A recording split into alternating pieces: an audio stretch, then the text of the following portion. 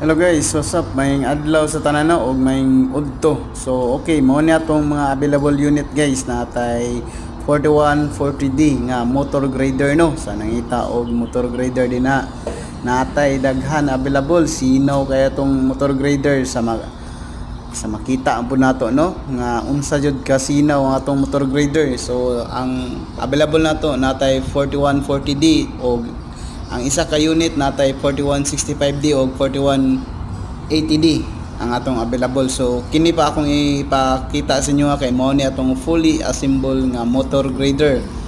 Then sa other nato nga unit no natay excavator nga 906 hantod 933E excavator.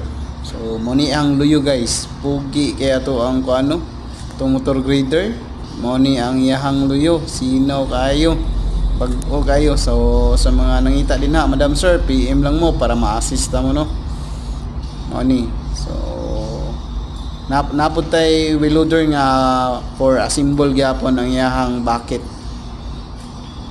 So mo ni akong ipakita sa inyo guys. PM lang mo ay mo ka ulaw og PM sa ko og mga tanaw. About sa price ani ako ning ikuan sa inyo ano pohon. Mao ni atong pugi kayo nga liugong brand nga heavy equipment.